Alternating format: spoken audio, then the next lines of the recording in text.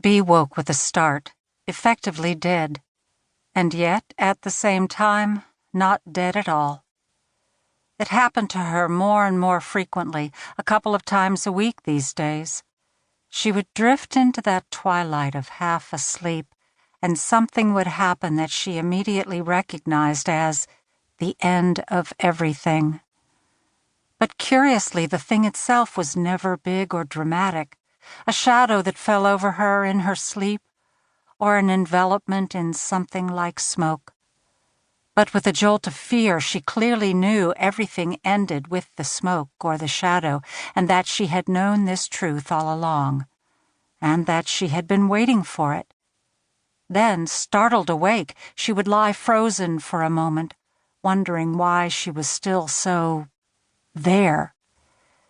If that had been the end of everything, why was she still in her bed thinking thoughts in the wake of it?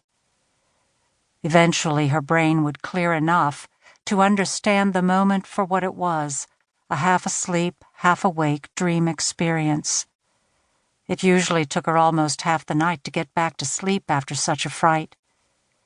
Bea lay frozen for a moment, wondering why it was still so hard to breathe. She reached a hand up to her chest and found Phyllis curled on her collarbone. "Phyllis, honey, you have to move." She gently nudged the cat down onto the bed. Phyllis rose, stretched, then slithered under the covers and curled up next to Bea's hip. Bea breathed deeply a few times and poked at a thought hiding somewhere near the back of her consciousness. She wasn't sure quite what it was yet, but she'd been aware of it several times earlier that day.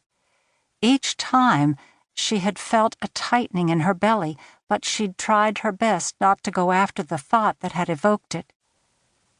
This time, she held still, and the thought caught her.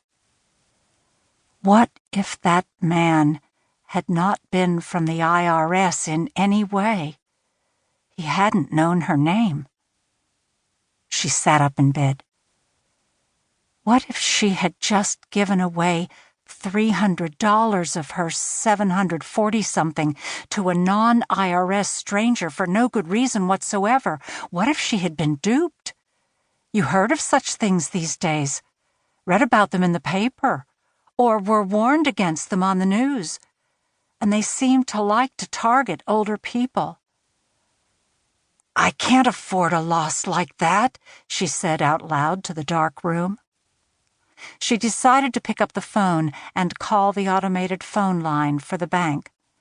Being an organized woman, Bea had its number in the directory on her phone, and she knew her PIN by heart. It was the last 4 digits of an older phone number, one she'd kept stored in her memory for years. One from back in the days when she and Herbert had owned a house. She would never forget it as long as she lived, but no one would associate it with her or guess it, and she had been told to be extremely careful when choosing passwords and PINs.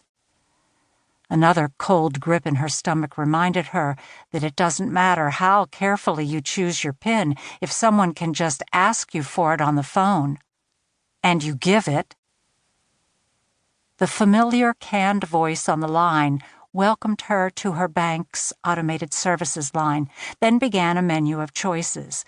Bea didn't wait. She punched number 3 because she knew it would bring up account balance and information. "I don't like this new world," she said out loud to no one. "I don't like it one bit."